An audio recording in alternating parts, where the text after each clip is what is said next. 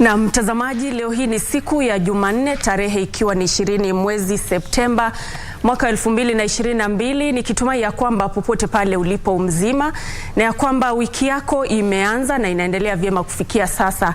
Karibu sana kwenye kipindi cha Tamrini, ambapo tunaangazia tu masuala mbalimbali ambayo mtazamaji anakuathiri kwa njia moja au nyingine. Na leo hii hapa kwenye studio tutakuwa tunazungumza kuhusiana na wale madereva wa masafa marefu, zile changamoto ambazo wanakumbana nazo, ikizingatiwa ya kwamba siku ambayo alikuwa anaapishwa Rais William Ruto alitangaza urejesho wa shughuli zote za bandari kutoka upande wa Naivasha na Nairobi hadi katika kaunti ya Mombasa. Athari zimekuwa ni zipi wakati ambapo shughuli zenyewe zilikuwa zimeondolewa na sasa hivi manake zimerejeshwa? Hali inaendelea vipi? Na hivyo basi tutakuwa tunazungumza naye Nicholas Mbugwa ambaye ni katibu mkuu wa chama cha madereva wa masafa marefu. Tutakuwa tunaangazia hayo yote kwa kina. Hivyo basi mtazamaji, ikiwa una swali lolote, tupate pale kwenye mitandao ya kijamii kwenye Twitter @KBC Channel 1 @Nancy Okware. Anayetusaidia kwa upande wa ishara leo hii ni Lucy Mwaura. Na basi moja kwa moja tunapoanza, karibu sana Bwana Nicholas kwenye studio zetu leo hii. Na tukianza, pengine mtazamaji anajiuliza takwimu zinasemaje humu nchini kuhusiana na wale madereva wa masafa marefu, wale malori, madereva wenyewe na malori, takwimu zinasemaje? Tuseme madereva Kenya, kwanza nisalimie wa Kenya na madereva wenzangu, na niseme Kenya tuko na malori zaidi ya 1281. Kwa hivyo na nyingi ni zile ambaye hazina matani boy, lakini malori yenyewe kulingana na vile nilikuwa nimeandikia registrar wa motor vehicle, by 2017 tulikuwa na malori 1281. Yeah. Na hivyo basi kumaanisha kwamba ni madereva wengi ambao wanategemea hii shughuli kulisha familia, manake unaangalia ikiwa dereva mmoja anaendesha lori moja, kumaanisha kwamba kuna wale ambao wanamtegemea sana. Yes. Na ningependa tuzungumze kuhusiana na masuala ibuka na hivi majuzi, tuseme wiki moja iliyopita, wakati ambapo alikuwa anaapishwa Rais Daktari William Ruto alitangaza ya kwamba zile operesheni za bandari zimerejeshwa katika kaunti ya Mombasa. Kabla hata ya kuzungumza kuhusiana na hali ilivyo kwa sasa, hali ilikuwa vipi baada ya shughuli zenyewe kuondolewa mwaka 2019? Madam Lucy, wacha nikuambie. Nancy, sorry. Rais wetu Daktari William Ruto confirm yeye ni hasla kabisa, kama vile alikuwa anasema, sababu madereva na matani boy they are the hustlers number 2, sababu hasla namba 1 ni president mwenyewe. Hawa matani boy tunasema hawa matani boy akina matruck driver na madereva, hawa ndio hustlers katika nchi hii. Na wakati poti ya Mombasa ilitolewa Mombasa ikapelekwa huko Naivasha, madereva walipoteza kazi zaidi ya madereva 20. Kwa hivyo nataka kumrudishia asanti president wetu Dr. William Ruto kwa kurudisha service hiyo clearing and forwarding Mombasa, sababu sisi sasa tumeanza, madereva wameanza kupata kazi. Kwa hivyo vile aliahidi kweli ameanza siku yake ya kwanza kuapishwa, alianza na kufanya vile aliahidi. Ya kwanza kazi yake ni kuangalia mahaslas, na mahaslas namba 2, tunajua hasla namba 1 ni yeye, mahasla namba 2 ni sisi madereva na matani boy. Na najua hata sisi kama madereva tulisupport sana, sababu kuna mtu mmoja ambaye alinikujia akaniambia, wewe Bongo umekuwa ukiongea mambo ya madereva na hakuna mtu anakusikiza, lakini mimi nakuambia abia watu yako msupport Kenya Kwanza, na Kenya Kwanza ndio itasikia mashida yenu nyinyi madereva.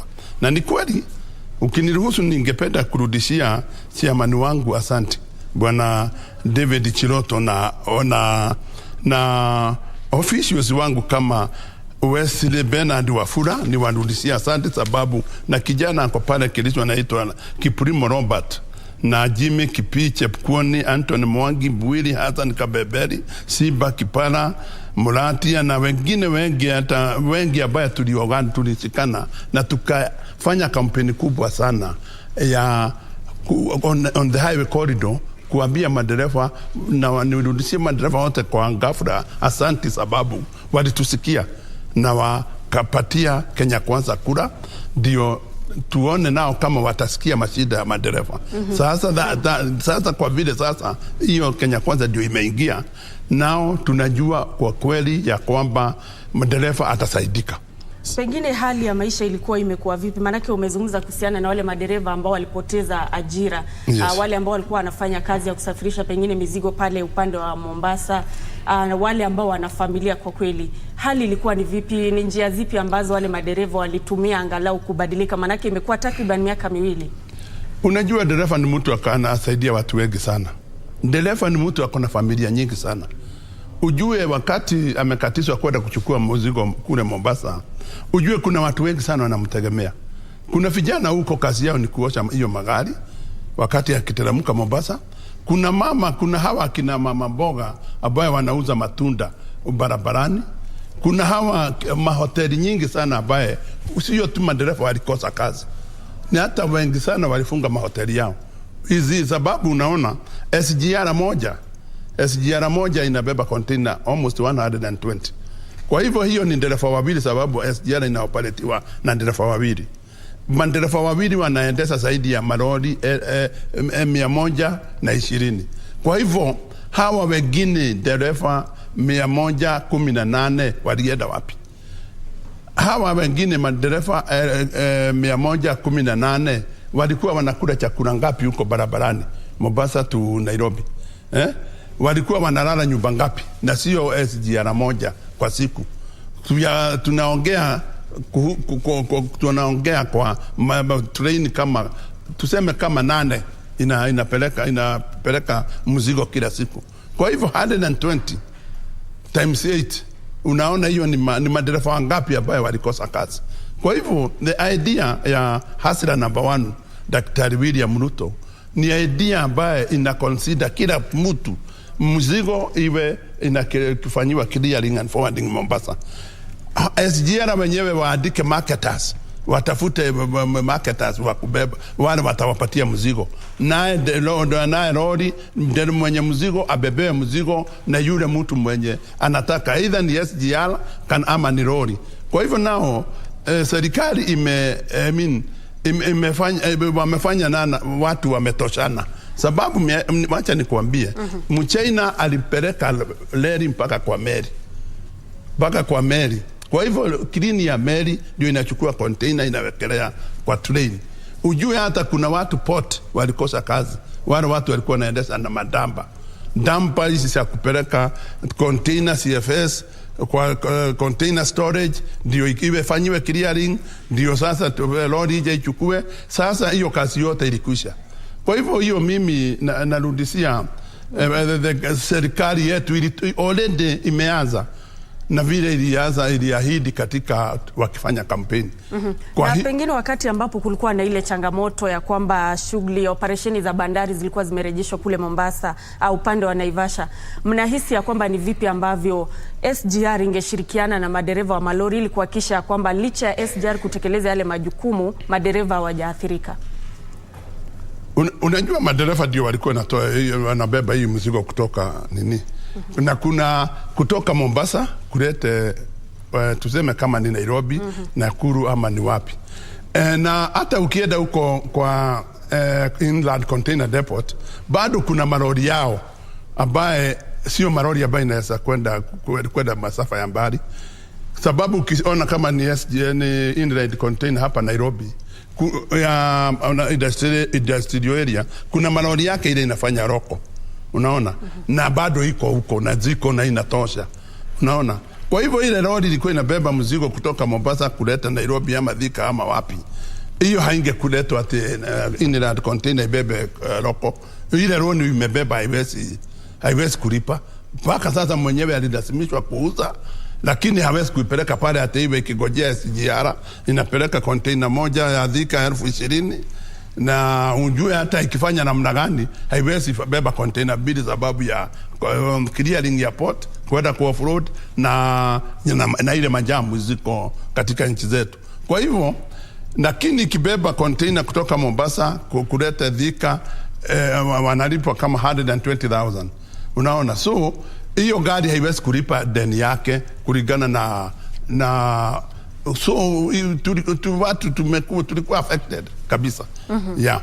Kidogo tuzungumze kuhusiana na hali ilivyo sasa hivi, manake baada ya lile tangazo imekuwa ni wiki moja. Shughuli zimeanza kurejea vipi katika bandari ya Mombasa? Hiyo ni wiki moja, na unajua kuna nafasi wakati wa kujitayarisha. Kama watu walikuwa pengine wameuza magari, pengine wengine zimewekwa kwa yard, unajua kuna wakati wa kujitayarisha, na anafikiri tutachukua kama tuseme mwezi moja mbili ndio kasi irudi saa 7 Mombasa.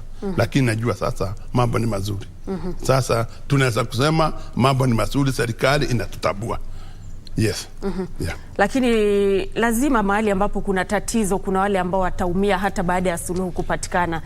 Pengine kuna wale madereva ambao tunatathmini ya kwamba watapata ile kazi baadaye, manake utapata pengine yule mwajiri ametafuta mtu mwingine ama yule tayari alishapata kazi nyingine. Hiyo ni lazima iwe namna hiyo, sababu hata wewe mwenyewe aliyofutwa huwezi kwenda kugojea. Hakuna mtu alijua serikali itakuja kurudisha kazi Mombasa. Hapana. Na unajua watu wengi hawasemagi ukweli, hata hawa politician wakati wanafanya kwa campaign. Kwa hivyo ungejua president atafanya kulingana vile aliahidi, lakini inaonyesha sana sasa ndio tumepata president wa ukweli, president mwenye anasema kitu na anafanya. Na mimi ningependa kwanza kumrudishia asante sana, na pia tuko na mambo mengi sana pia sisi tunangojea kukutana na hasla number 1, sababu tuko na mambo mengi sana tungependa kumsaidia kama sisi wenye barabara, sisi ambaye tuko kwa barabara, sababu mambo ni mingi sana hii inafanyika Kenya ambaye tunajaribu. Unaona, kama ukiangalia kama nchi yetu hivi sasa, unaona ukiangalia kwa barabara zetu tuko na foreign drivers wengi sana, na tumejaribu kwenda kwa ofisi nyingi sana, lakini hakuna mtu anatusikia. Na kazi ya udereva sio kazi ya kutafuta expatriate. Wengi wale wamekuja hapa wa Tanzania, wengi ni criminals. Ni maoni yako, tutazungumzia hayo baadaye, lakini kwa sasa turejelee tu hili swala la matumizi ya bandari ya Mombasa. Na kama chama ambacho kazi yenu kwa ukubwa ni kutetea wale madereva, mnashirikiana vipi sasa hivi wakati ambapo shughuli zinatarajia kurejeshwa kule Mombasa? Mnashirikiana vipi na wenye magari na hata wale madereva kuhakikisha kwamba hali yenyewe inakwenda kwa njia bora zaidi? Sisi tunafanya kazi kama team. Madereva, wenye magari, sababu hawa ndio waajiri wetu, na tunafanya kazi kama team.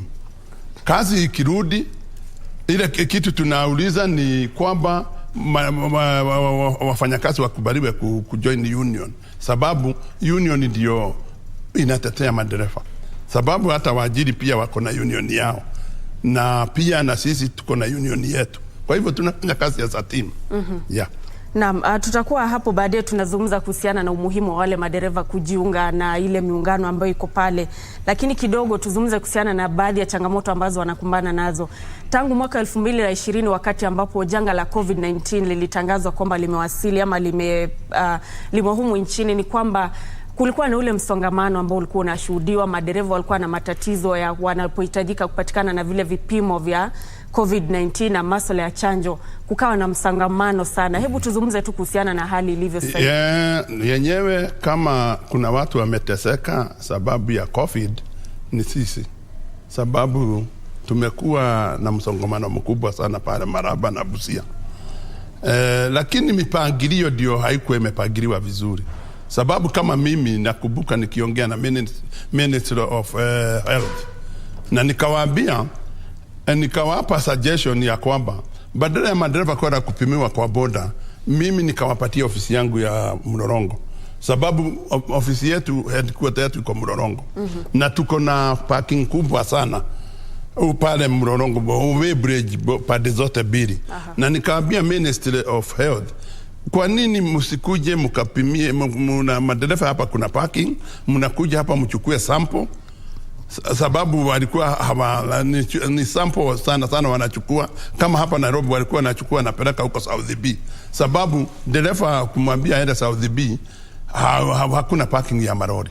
So nilikuwa hata wakakuja na wakapima hapo siku 2-3, alafu sijui si waliona nini wakaenda. Na mimi nilikuwa nimeambia na wapatia hapo free of charge. Marori tuongea na watu wa Weybridge, marori kama 400 na kupaki hapo, wanakuja wanachukua sample.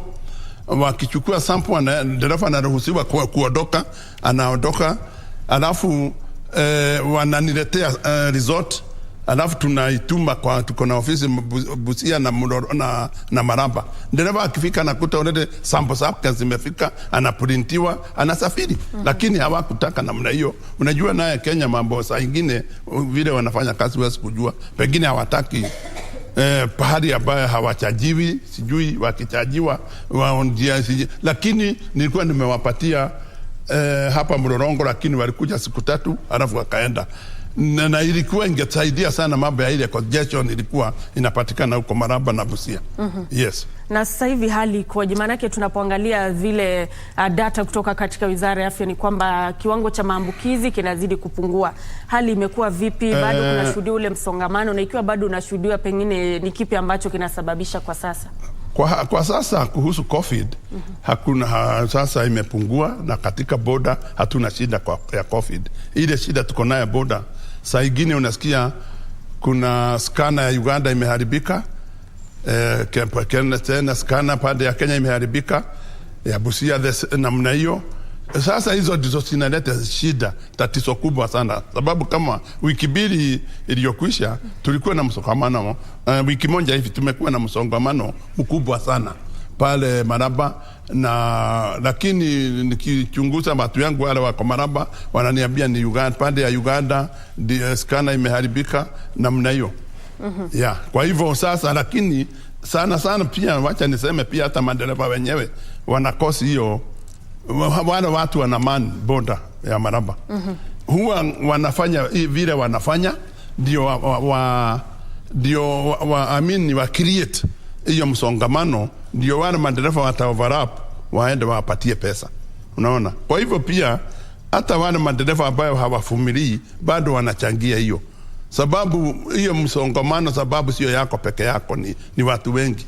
Ikitokea wewe pia ukubali kukaa kwa laini, wale siku 2-3 wakosa watu wa kuoverlap, sababu tunajua tulikuwa huko na Ministry of Transport na mdogo wa PS, na tulikuwa huko tukakutana hata na Busia Regional Commissioner wa Police na watu ya na watu ya border, watu ya custom, wote tulikuwa huko na tukakutana nao na wakatuambia na tulijua pia huko huwa wana create hiyo jam. Ndio madereva wale ambaye hawangojei wa overlap waende wapeleke, nasikia wanatoanga ukisikia na overlapping 5,000 na wengine wanapewa na matajiri yao. Kwa hivyo hiyo ni kitu tutaweza address tukiwa kama union, kama serikali yetu itafanya vile tunatarajia sasa kama union, sababu mambo mengine tujiangalia sisi wenyewe. Hatuwezi ngojea ati polisi wa boda ama nani, sababu hawa wengine wana create hii nini deliberately ndio wapate kuhongwa na madereva. Naam. Awali ulikuwa umenieleza kuhusiana na zile changamoto ambazo wale madereva wanakumbana nazo hasa barabarani, manake ni madereva wa masafa marefu, kumaanisha wanakuwa barabarani kwa siku, hata na hivyo basi kuna ule uchovu, kuna zile ajali ambazo wanapata wengine. Lakini ulikuwa umezungumza kuhusiana na wengine ambao pengine wanauawa katika barabara. Hebu tuzungumze kuhusiana na baadhi ya changamoto ambazo madereva wa malori wanakumbana nazo. Hiyo ni kitu hata tulikuwa na hiyo issue about 2-3 weeks ago. Kuna already tumelose madereva 4 na ni kunyongwa, wananyongwa tu area moja pale between katikati ya Maungu Mariakani Maungu hapo na Voi area hiyo. Unaenda unakuta dereva amenyongwa, amewekwa kwa kitanda na hakuna kitu amenyang'anywa. Naam, tutarejelea hiyo kauli baada ya muda usiokuwa mrefu, lakini naelezwa kwamba tuendelee, kisha tutakuwa tunaungana na mwanahabari wetu Kamche Menza. Endelea tu kidogo kutueleza kuhusiana na yale ambayo madereva wanakumbana nayo. Moja ndio hiyo ya kuuawa, yani insecurity kwa barabara. Naam.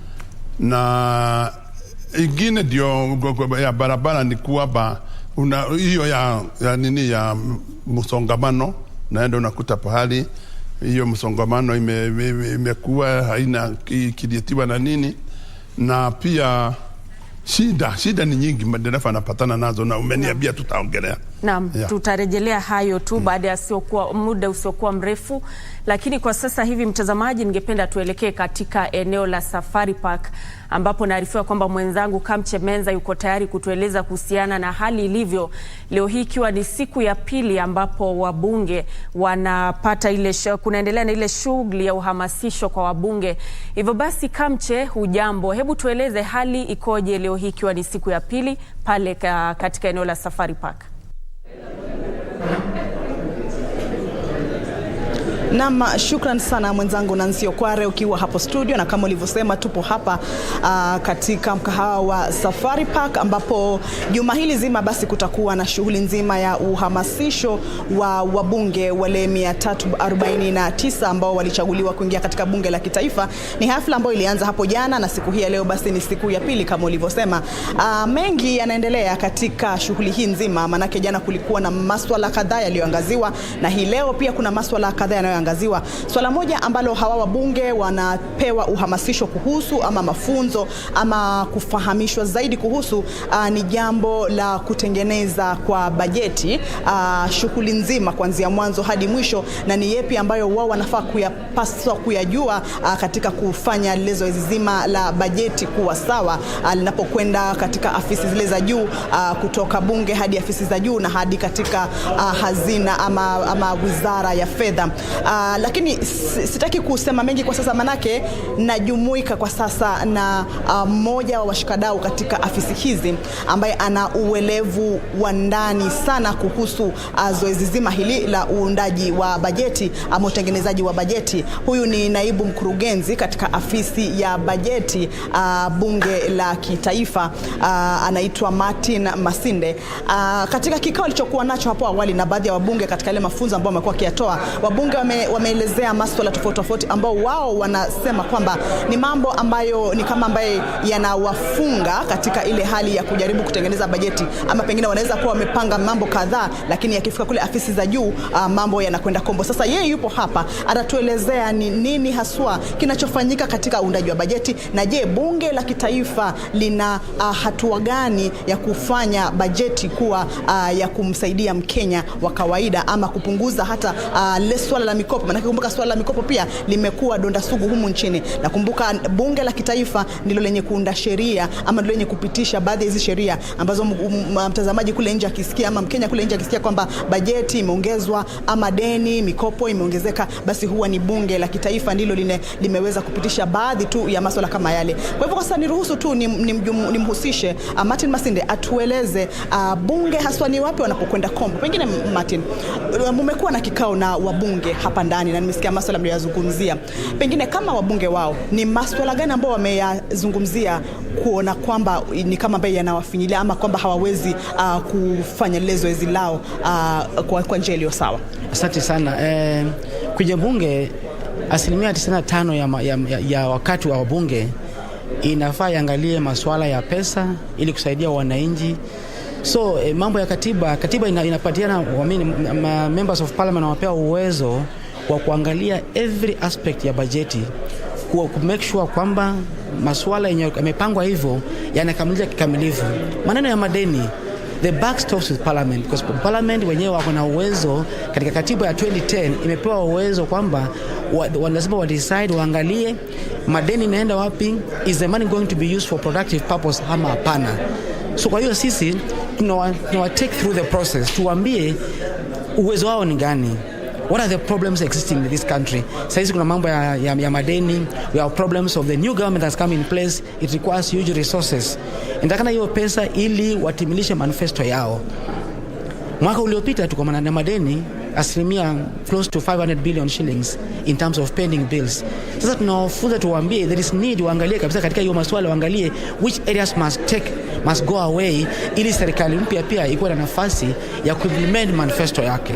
Yes. Kama afisi ambayo inahusisha karibu sana wabunge katika masuala ya bajeti, je, mnaona ni wapi ambapo bunge imelegea katika kuhakikisha kwamba bajeti inapitishwa kama ilivyo sawa, na pengine masuala kama vile kuongeza kwa kama ni debt ceiling ama kuomba fedha zaidi, ni wapi ambapo mnaona kama wabunge wanafinyiliwa zaidi kiasi kwamba hawawezi Wabunge wamefanya vizuri kabisa kwenye budget preparation. Wanapanga mikakati vizuri, plans zinakuja, tunapitisha.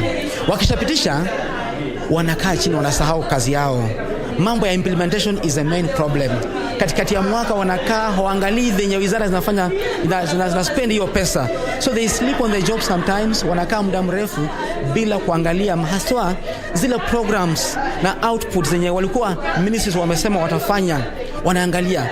So hapo tunasema we are emphasizing kwamba quarterly reports for all those committees are important. Members wasema lazima wakuwe able to follow up on the in-year budget implementation. Hiyo ndio shida tuko nayo Kenya.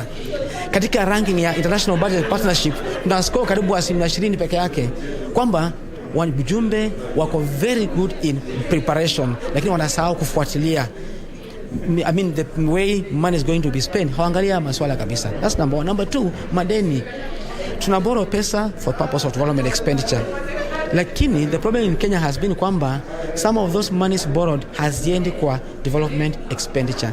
And therefore our induction here will be to tell members specifically kwamba when we borrow lazima to borrow kwa productive projects peke yake. Kama ni barabara, we should see the fruits of those roads in terms of getting returns out of it. Otherwise tutafika mahali tutashindwa kulipa hayo madeni. Kuna swala moja ambalo limeibuliwa kuhusu autonomy of parliament. Sijui kama hilo mmelishuhudia kwamba mrengo fulani ama chama fulani, kwa sababu ndio wengi, na pengine kama executive imesema inataka bajeti kiasi fulani ama kufanywe mambo fulani kuhusu fedha, lakini kwa sababu ni mrengo ambao unaegemea huko na ndio walio wengi wanapitisha lile swala ilhali pengine linamfinyilia Mkenya. Mmeshuhudia jambo kama hilo? Tumeongea kama jambo kama kwamba by the way Parliament is autonomy in the sense that the separation of powers. In a presidential system, bunge iko tofauti na executive. Na tumeambia members kwamba hata kama irrespective of the party they belong to, tumeambia kwamba waangalie, because Kenya ni moja. Wananchi ni same population ya Kenya. So we want to tell them that at the point of oversight, they need to make sure that actually the views and the aspirations of the citizens are actually upheld. They're upheld because at the end of the day, we'll hold all the members to account as a parliament, not in under individual party lines. Ama hizo parties, hapana. Pengine jambo kuu ambalo mmekuwa mkijaribu kuwavuta ama mmekuwa mkiwaelezea hawa wabunge jinsi ambayo wanaweza kushughulikia bajeti, ni swala lipi hasa ambalo mnaona nyinyi linafaa litimizwe? First of all, tuko na serikali mpya, wako na manifesto. Tumewaambia kwamba it is high time tufanye costing ya hiyo manifesto. Kila ndio ruwaza ama nini ile imewekwa na rais, tuangalie itagharimu pesa ngapi. Tukishapata hesabu ya pesa ya the cost of the manifesto, then tuangalie out of the current resources tutafanya nini, quick wins, so that the manifesto of the current government is actually achieved. That is the first thing we need to do. Tunafanya costing, tuongesha hiyo costing, tuambie kwamba itagharimu pesa fulani kuidhinisha hiyo manifesto the government of the day. From there ndio waamue which areas are going to be cut, because ukiangalia budget yetu sio kila kitu kwa hiyo manifesto ya rais sasa itakuwa achieved if we don't look at the current budget, tuangalie areas of wastage, tutoe zile sehemu zenye hazina maana, that now we are able to prioritize, tukuwe na hiyo priority list. The first things we need to do is how many things are we going to do for this government to achieve the manifesto. Hiyo ni jambo la kwanza. Yes.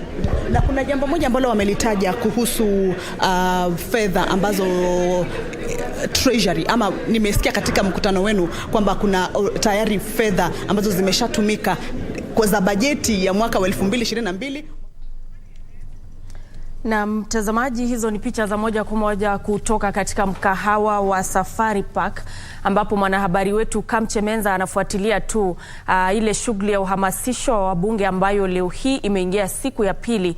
Wabunge tu wakizungumza na kuweka mikakati kabla ya vikao vyao na kuangazia tu ni vipi ambavyo watakuwa wanashirikiana na serikali ili kuhakikisha kwamba hali inakuwa bora na ya kwamba serikali yenyewe inatekeleza manifesto yake, na hivyo basi atakuwa anatupa tu maelezo zaidi kwenye taarifa zetu hapo baadaye. Lakini kwa sasa hivi mtazamaji, itazingatiwa kwamba leo hii vile wale maseneta wako katika eneo la Naivasha kwa ile shughuli yenyewe tu ya uhamasisho. Hivyo basi hebu tuelekee pale tusikize kidogo kinachoendelea.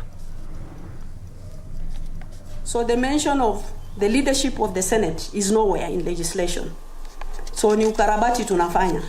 So I think this is something also we need to fight for. Independence of the county assemblies to ensure effective oversight of a county executive. I think this one we have also tried, because at the initial stage, county assemblies were actually at the mercy of governors, because they didn't have actually independence as far as their budget is concerned. And there is so much audit query as far as that relationship was concerned, where the monies were not actually transferred properly. But I think right now they are doing well. Some of the issues identified by the Select Committee have since been subject of judicial interpretation, some of them. Bills concerning county government, and I think I have said that. Increased allocation of resources, which we have talked about it. Enhancing independence and capacity of the assemblies. I think I have tried. And at the Senate level, we have a liaison office where we said the county assemblies should come for training for a week or for the number of weeks they want. Then PAC has also a structure where they have a training institution where they can be able to send their staff. We have forums of devolution conference between ourselves and the governors and other relevant institutions. The legislative summits, which actually gives us a lot of interaction as far as the issues are concerned. Again, in the third Senate, we tried Senate Mashinani. And we had Senate Mashinani in Wasingishu and also in Kitui, where we felt we need to move from the national level. And actually, people really appreciated that arrangement. And I remember it really profiled the Senate. And we tried to solve a lot of issues that were pending, be it audit issues, be it matters affecting communities within those counties. And I think maybe this Senate, Mr. Speaker, sir, maybe you will be able to do something about it so that we can work in other counties that we have not actually reached out to. Then during COVID, we were able actually to continue with our debate through virtual meetings, hybrid. Those who were able to come, they were able to come, and those who were unable, they were also allowed to contribute through virtual. Now, way forward, and before way forward, I have talked about Sang Bill, which I really believe, although it was unconstitutional, we need to do something as Fourth Senate to see how we can be able to interact with the counties, to know what is happening. You are told to oversight projects within the counties. You don't have any structure. You don't know what is happening. Members of public are going to ask you questions. Project A, B, C, D, what is happening? You don't even know. So what do we do as a Fourth Senate to make sure that we know what is happening? There was also a matter on source revenue, where the governors took us to court. And they said, Senate has no mandate in auditing on-source revenue. Surely. County Assembly is the one to audit on-source revenue. This matter is still in court. The ruling was given in favor of the governors, but County Assembly has no capacity. And this is something that should have actually complemented the national government budget. But unfortunately, The ruling was in their favor. We have appealed against that decision. So we are not auditing today on-source revenue at the county level. I think Governor Zamuta tupiga.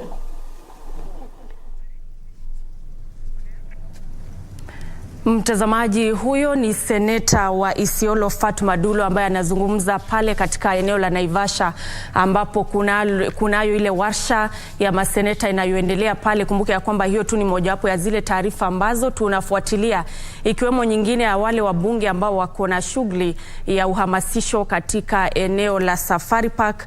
Na vile mtazamaji, itakumbuka kwamba leo hii kuna baadhi ya mabunge ya kaunti ambayo wawakilishi wa wadi wamewapishwa, ikiwemo katika kaunti ya Kisumu, kaunti ya Murang'a na vile kaunti ya Siaya. Na vile wale ambao wameapishwa watatarajiwa kwamba watakuwa na wachagua maspika wao. Hivyo basi hizo tu ni baadhi ya taarifa ambazo tutakuwa tunafuatilia na kukupa hapa kwenye KBC Channel 1.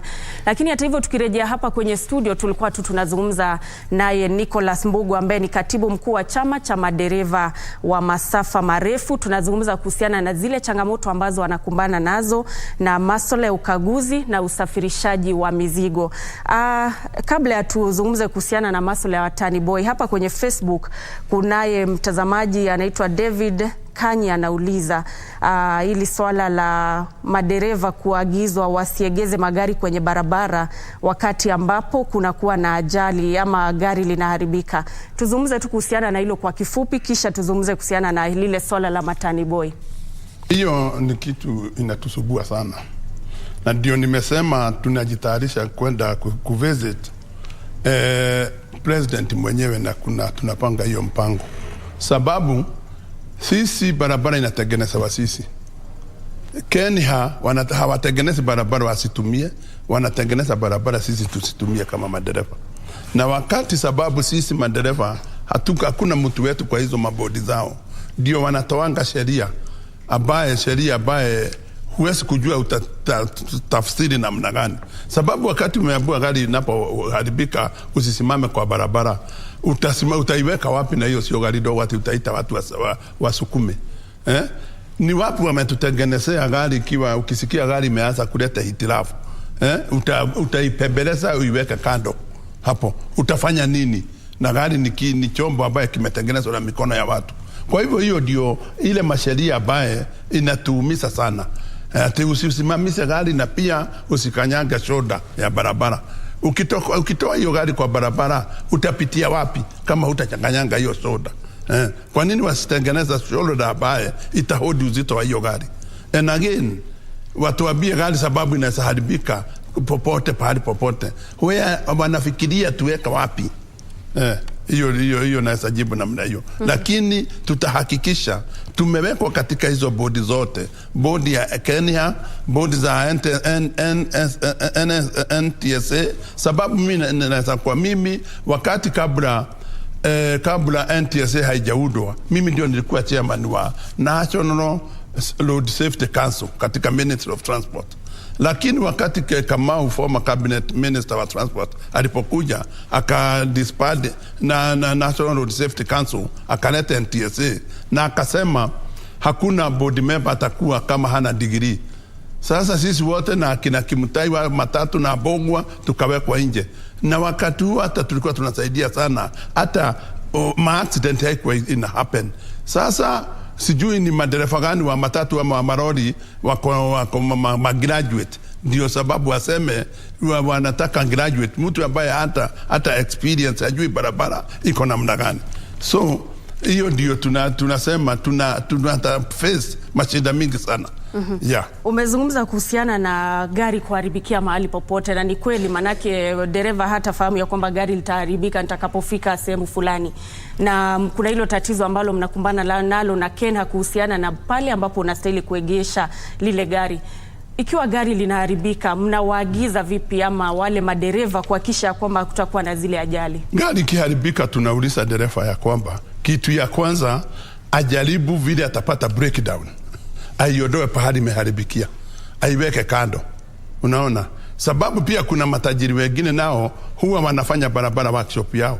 Unaona gari imeharibika, anakuja na clean, anatoa engine, anafanya nini, na anahatarisha maisha ya wale watu wengine ambao wanatumia barabara. Kitu ya kwanza, lakini sisi kama union tukisa serikali, sababu najua serikali itafanya kazi na sisi, tutajua vile tutaweka breakdown kila sehemu, na madereva wajue, member wa union wote ajue pahali fulani gari kiharibika, na piga simu pahali fulani, breakdown itakuwa on the road, inakuja inafuruta hiyo gari, inaiweka kando.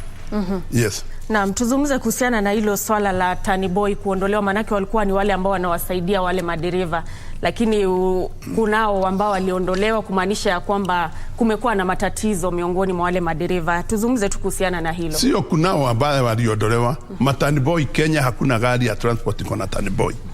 Na hiyo ni kitu ambayo nimejaribu kupigana naye sana. Nimeandika barua mpaka kwa Director of Employment, Minister of Labor, lakini hakuna mtu anasikia. Lakini ukienda Uganda kuna mataniboi, ukienda Tanzania, ukienda Rwanda, kila gari kuna dereva na taniboi. Lakini najua employer ndio waliwatoa kwa sababu ambaye sijui. Lakini kama ukimagine kama Kenya tuko na lori 1281, ukihesabu hawa ni mataniboi 1281.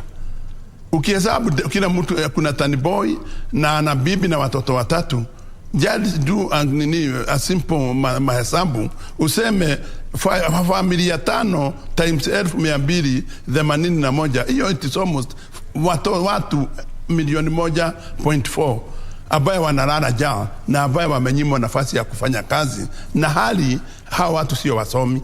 Si ati mtu atawacha kazi ya taniboi aende akafanya kazi ya ukarani, hapana. Kwa hivyo hiyo ni kitu serikali inafaa kuangalia. Najua kuna madereva wengine against taniboi, wengine hawataki kuwa na taniboi sababu zao. Hata chairman wangu pia najua ananiambianga, Bwana Chiroto ananiambia mataniboi waliua madereva kuna nini, lakini sio wote wabaya. Sababu issue kama hii, unaona madereva wanafamiwa wanauawa, mkiwa wawili ni gumu sana mshindwe, mtangengana, unaona. Lakini sasa uko peke yako. Unajua hata mimi nilikuwa taniboi, nimefanya kazi ya taniboi, na ndio nikatoka taniboi nikawa dereva, nikawa kutoka hapa nikawa general secretary. Kwa hivyo ni vizuri madereva pia wa understand ya kwamba huyo taniboi pia ana familia na anataka kula na kunywa, na hiyo pesa hakuna dereva analipwa.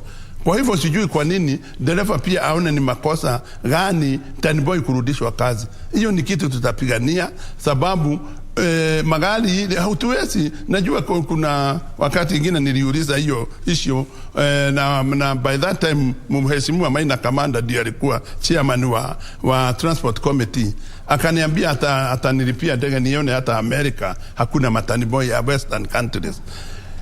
Lakini pia hatuwezi liganisha Kenya, Africa na western countries. Ukienda huko western countries hakuna magari ni mpya, hawaweki matairi ya literate. Na pia huko kule tunaendanga huko, hata sisi tunatembea huko, unaona hata barabara zao wamewekewa parking.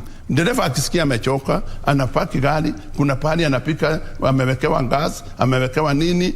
Na kwa hivyo hatuwezi liganisha Africa na western countries. Tuko bali wakati tuseme hatuhitaji mataniboi, tunawahitaji.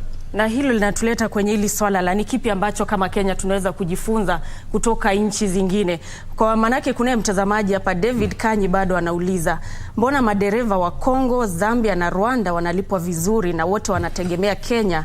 Mimi nilikuwa DRC na nilikuwa nalipwa vizuri sana na kazi ni ile ile. Rafiki yangu David Kanyi namjua, anaitwa Mr. D katika language ya mabarabara. Lakini Bwana Kanyi anajua union. Ukienda nchi kama Rwanda hakuna dereva anaandikwa kama ako kwa union. Enda kama nchi kama Burundi, Rwanda ndio namba moja, na anajua union ndio inafanya hiyo kazi. Na David Wanadia anajua ile kazi tunafanya ya kuhimiza madereva waingie kwa union, ndio tuweze kuwatetea. Na vile tunataka kufanya Kenya, madereva wakiingia kwa union, Kenya tuna kampuni zaidi ya 480, na union haiweza kutembelea kampuni, kila kampuni wafanye CBA negotiation. Tunataka sisi kuwa tunafanya CBA na KTA, Kenya Transporters Association. Vile tutakubaliana na KTA, ndio kampuni zote zitalipa. Tunajua kama wakati mimi nilikuwa kwa barabara hakukuwa na mambo ya mileage. By that time mimi nilikuwa nalipwa safari allowance, sababu ninakula kila siku, ninakunywa kila siku na ninalala kila siku. Hiyo mileage ambayo safari allowance ilitolewa ikawekwa mileage tulikuwa tunapewa kama ukitoka hapa kwenda Kampala unahesabua mileage kama shilingi 2 kila mileage. Ndio ilikuwa inaitwa mileage. Hiyo unakuja kupewa kama unarudishiwa asanti, upate pesa ya kwenda naye kununulia watoto mkate ukienda kuona familia nyumbani. Lakini hii mileage sisi tunajua dereva anafaa kulipwa safari allowance kila siku, na ndio tunahimisha watu wetu bwana D asiulize kwa nini watu ya Rwanda wanalipwa vizuri sana, Kongo, watu wa Burundi, sababu wote wako kwa union. Na ndio tunataka kufanya Kenya iwe kama Rwanda. Na hapo ndio nasema tutasaidia hata serikali hii kupunguza accident barabarani. Madereva wote wakiandikwa from the union. Na hiyo ndio kitu tuna negotiate na serikali yetu tusaidie. Employers wawaze kutuharas wakati tumejoin union, sababu pia hawa wako na union yao. Wako na KTA na wako na FKE. Federation of hiyo ni ya wa employers wote. Lakini KTA ni ya transporters peke yake, unaona. Kwa hivyo dereva akiandikwa anatoka kwa union. Hata hao mataniboi wakirudishwa kazi, wawe wanatoka kwa union, ndio tuwa train vile mtu anafaa kuheshimu mkubwa yake ambaye ni dereva. Kama vile tunaheshimu tuna train wana madereva kwa union ya kwamba lazima uheshimu your supervisor. Na bado walikuwa wanapikana na madereva kwa vile hatukuwa na nafasi na union kama hii ambaye watatrainiwa na tufanye Kenya. Rwanda dereva akifutwa kazi na Amatan Boy na union hapati kazi Rwanda tena, sababu hakuna mtu anasaidikwa kazi kama hajatoka kwa union. Na hiyo ndio ile vile tunataka kufanya kazi, na kufanya hivyo hata tutalete discipline kwa barabara. Yes. Naam, tutatamatishia hapo sababu ya muda, lakini nafikiria kwamba tumeangazia mengi ya maswali ambayo wale madereva walikuwa nayo na yale ambayo miungano mbalimbali itakuwa inafanya ili kuhakikisha kwamba maslahi yao yanazidi kuzingatiwa. Mtazamaji, tumekuwa tukizungumza naye Nicholas Mbugwa ambaye ni katibu mkuu wa chama cha madereva wa masafa marefu. Tumeangazia tu zile changamoto ambazo wanakumbana nazo wale madereva na vile hali ilivyo baada ya zile operesheni za bandari kurejeshwa katika kaunti ya Mombasa. Kufikia hapo mie sina la ziada. Shukran sana kwa kutazama. Naitwa Nancy Okware, mfasiri kwa upande wa ishara ni Lucy Mwaura. Kumbuka ya kwamba taarifa zaidi utakuwa unazipata mwendo wa saa 7 ukiletewa naye Irene Muchuma Odima. Lakini ninapoondoka na kuacha na taarifa ama picha kutoka katika eneo la Naivasha ambapo warsha ya maseneta inaendelea. Hebu tusikize. We have now several agreements between Kenya and international organizations on areas of, for example, agriculture. We have a treaty between Kenya and DRC on agriculture. Honestly speaking, you can't say that document, because it is an international treaty, that the Senate cannot, it does not concern counties. Yet the subject matter of the same is agriculture, which is heavily devolved, as it were. Preferential trade area, Africa, around the trade around Africa. The question is an international document, yes. But what is the content of that document? It's everything to do with what is devolved in counties. And we are hoping that in this 4th Senate, there has to be a discussion and a concluded agreement on how to handle this. And of course, I know in Senate and in parliaments world over, precedences have a place. And I think if the two speakers, in the meantime, because I don't think that you can actually change the law, you will change Article 110 to say what? To make it clearer than where it is. I think it's about ensuring that there is a practice of an agreement on how that is interpreted. So that then if we get it right within the first 1 year or 2 years, by the time we are in the 4th year and the 5th year and in the 5th Senate, there will never be a discussion around the same matter. And I think even on this particular one, again, the courts have pronounced themselves. It's really about the goodwill of the Speaker of the National Assembly, the goodwill of the Speaker of the Senate, and the goodwill of the national administration. And this is where soft power will also have to play a great role.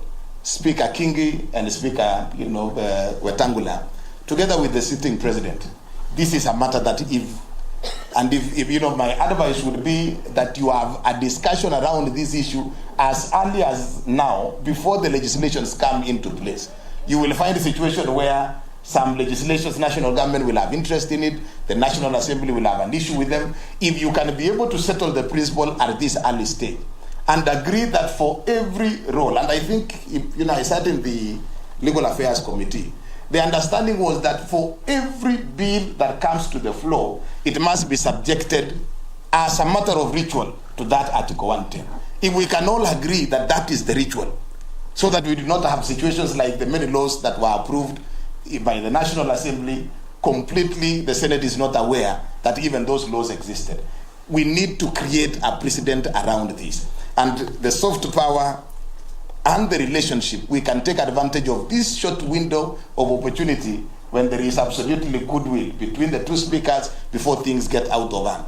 And once you have a precedent set, we can rely on that principle moving, or that precedent moving forward. So I think that is a matter that we need to look into. Again, money matters. You will definitely categorize every law, every bill as a money matter. If we stretch that understanding of what money, and they say, it has a cost implication, there is a difference between, if money bills meant a bill that has cost implication, nothing would have been difficult for the law or for the drafters of the law to state that, anything that has financial implication. Honestly, we must retain the understanding and the definition of matters, money bills, to that which the context of what the Constitution provides, so that then we cannot limit absolutely the role of the Senate, because literally...